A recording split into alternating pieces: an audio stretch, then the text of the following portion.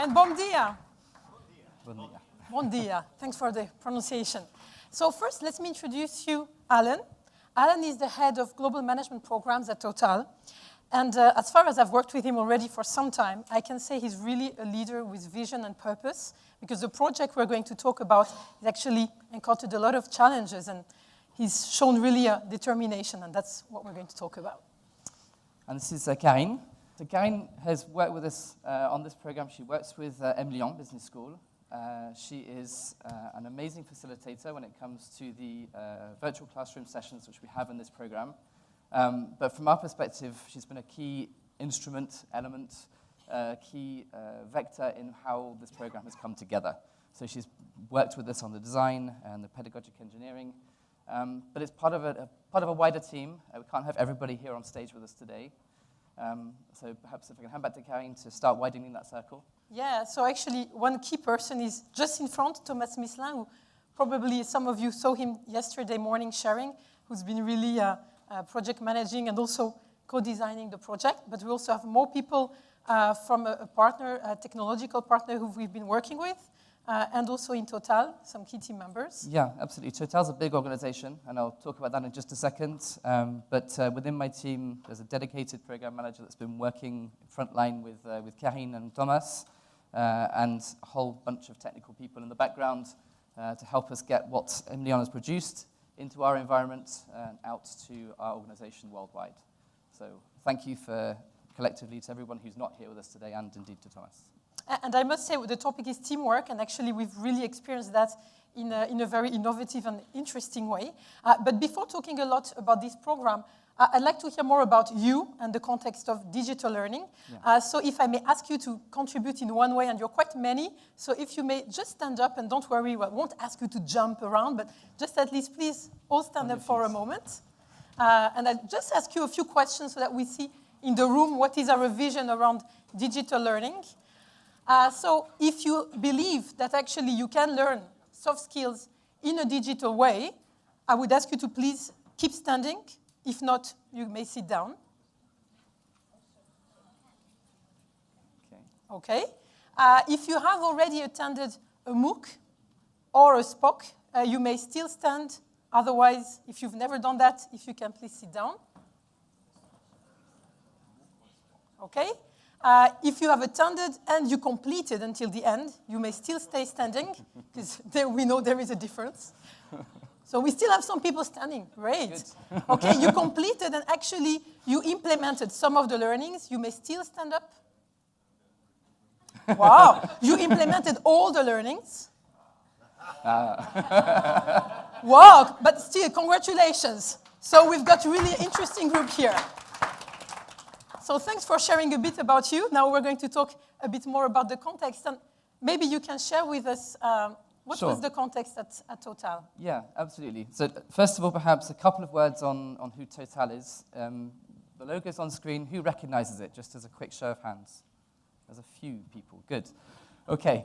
So Total is one of the French big companies. In the French company list, CAC 40, we are right at the top. We are number 4th in the world when it comes to oil and gas. We are number 2 when it comes to solar. We are just acquiring part of a business which will take us to number 2 in liquefied natural gas. So we are big, worldwide. We have presence in 130 countries, and we have 100,000 employees. Our core businesses are oil and gas, solar, wind, renewables, batteries. Essentially, we're moving away from having just the core oil and gas focus, but we are still very much an oil and gas company. But we have our mindset on the future and the need to decarbonize and to diversify our business. So that leaves us with a business context which can sometimes be a little bit of stormy seas. There's been an awful lot of change in our business recently. We've gone through the period, obviously, of the oil prices completely collapsing from $120 a barrel down to $20 a barrel. And that's meant that as a group, we've really started to question ourselves, the way that we're organized and the way that we work with each other. And so we've launched a company-wide initiative called One Total, which is trying to take us essentially from business units working individually, relatively siloed, country by country, business unit by business unit, to really get to think about working collaboratively together and across functions, and putting into place a lot of mutual support and collaboration. So there's a real challenge there. So we set out to work on a program which was going to get as many people as we possibly could to work on teamwork and working together. And we put out a tender, and I guess the question to you, Karine, is when you received that, what were your thoughts? Well, the challenge was actually to develop team working skills in a totally 100% distance learning way. So you can already see team soft skills, and we're actually talking about fully distance kind of learning. So I was like, wow, let's put a team together, and let's see how we can work on it. And so we put together some key thoughts, because EMLyon Business School obviously is working a lot on research and looking at what are the best practices and how people learn. Some of the key principles we've used, you obviously all know about the 70-20-10, so I'm not going to enter into those details, but there's been a core part to think, actually, in this context, we really delocalize the learning from the classroom to the real place, to the job, what you do on the job. And actually, it's very easy to say we learn on the job, but if it's not really framed, we all know that actually there may not be enough reflection. So the idea has been really to get people to experience, to frame experiential learning in their workplace with their colleagues, to get them to reflect on that. And so to think there is an ecosystem there. You're not practicing anymore in the safety net of a classroom, but you're going to implement your learning with your colleagues who are not part of the program. So that was one of the key principles. Another one was to say, okay, apart from you do things and you reflect on them, actually, how can you intentionally, consciously imagine your working day in a way that you put really deliberate practice? And that has been another key element. And finally, some of our colleagues earlier were talking about how really we can make it in a way that is really personal. Because now we were talking about thousands of people, and they are all different. They're all in different countries, they have different challenges, they have also different levels of skills, and now they're still all on the same program. So how could we personalize that? So part of the model that we've put together on smarter teamwork, the key skills, we identified 9 competencies, which are really the core of the program.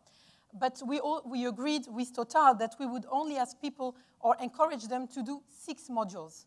And so they would be able to decide which are the ones that are most relevant for them. And so for that, we put together a learning path engine, which at the very beginning of the program, they would go through to have some recommendations, what really makes sense for me. So these are the core principles that we've put together. Yeah, it's coming back on the original brief. The fact that it was digital was a request from us. And the fact that this was a collaborative program that was not someone sitting behind their screen passively doing e-learnings or stuff that didn't interact with each other, that was very much what we needed. We needed this to be a program, global scope, large scale, and still have that human contact in it. So that's very important in terms of underpinning the core learning from our perspective. So perhaps we should see a little bit of what the program looks like. Yeah. I think, if we can launch the video, please. In teams, we can do things that are impossible to achieve alone. Raising pyramids 5,000 years ago, performing a triple coronary bypass 50 years ago, jumping into free fall 40 kilometers above ground and reaching supersonic speed barely 5 years ago. Everywhere, teams are involved in projects and coordinate worldwide. Today, amongst ourselves, the prevailing rule is interdependency. How will we achieve today's and tomorrow's challenges? Join Smarter Teamwork and be one of the first to take advantage of its innovative skills development approach.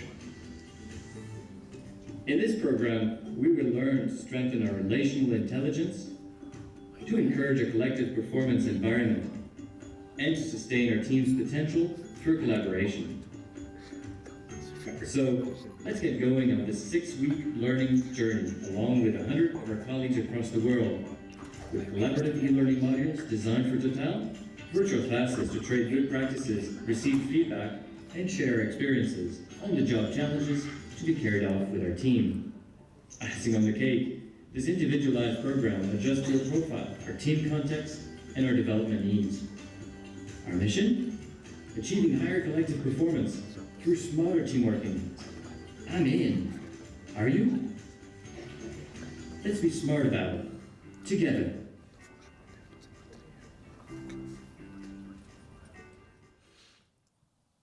So, what it looked like, you've seen a little bit. Basically, it is a balance of synchronous and asynchronous activities. The asynchronous activities are framed with, for example, challenges on the job and some interactive content using adaptive learning so that it really adjusts to what the group has experienced and previous participants have experienced. But first, we start with a kickoff with a webinar with up to 100 people in a very interactive way. So you may say, wow, how do you do interactive? Well, I can tell you if you maximize the usage of polls, quizzes, chats, etc., you can really get people on their feet and not doing emails during 1 hour and a half. It is a lot of design work, but it does work. So this is really to set them in the program. Then they go through the Learning Path engine, which guides them in terms of the recommended modules that are most relevant for them. And then they start on the job directly, starting with the different competencies that make sense for them. And as you can see, it alternates really between those on-the-job practice and virtual classrooms where they can have this human touch and this 20% of the 70-20-10 model where they can really exchange their experiences, their learnings, best practices, and really get motivated to continue. And obviously, along that journey, which is up to 9-week journey, there is also a forum where they can continuously exchange information and exchange practices. Now, that's how we've put together. Now, what has been the rollout so far, Alan? Yeah, so as you saw a moment ago, there's a business context which is Rocky Seas. The rollout has some challenges too, but we've got some really good results as well.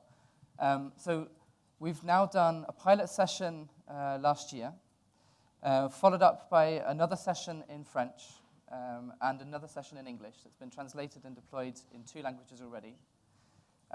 We were aiming for cohorts of 100 wide. We're slightly lower than that at the moment, but the idea is that we'll be going up this year to cohorts of 100. In terms of participation rate, I think this is a really important one because as we saw from the amount of people who just sat down in this room, when you're doing online courses, it's totally different expectations to a classroom-based training. So whereas historically on a program like this that we'd have had in the classroom, we wanted everyone to complete it, here our expectation was that a lot of people wouldn't get to the end. But we've managed to get around about a 45, I think it's slightly higher than a 45% rate of completion from start to end with the certification.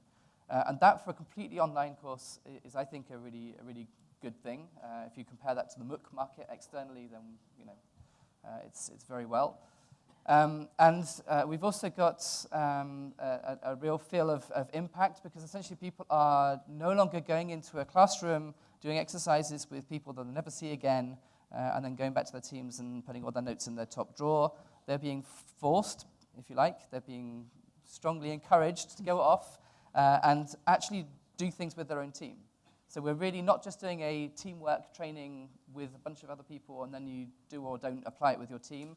Here you're actually working with your real team, and so there's a real direct business impact from the moment that the program hits. Now, obviously, there have been some challenges on the way. Yeah.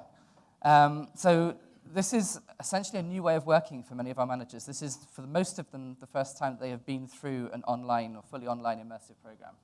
So there's kind of relearning how to learn in a self-directed way. This is a program that's on soft skills. It's on competencies. And again, that doesn't come naturally to lots of people. I saw a whole group of people sit down when we said, can we do this online? So it's not something which comes instinctively to everybody. It's something that they're able to do. So again, we have to kind of overcome that challenge, make sure it's humanized. And we need to ensure that there's time for people to practice on the job and to have their management support and management buy-in for them to go and do things in their own team. So I'm going to summarize those last 3 points in that way by saying, essentially, there's a whole thing around the learner's environment rather than the learner themselves. So you've got the 2 challenges, the learner themselves and then the environment within which they sit. So with those challenges in mind, let's think about what we've done together. It's been a real co-construction partnership. How has EMLyon addressed some of those challenges? So this is just really a short summary because we're part of a process where we do continuous improvement loops after each virtual class, after each cohort, and we have a huge list of ideas and actions and things we debate, etc. But just a summary of a few points. One of the key elements is communication.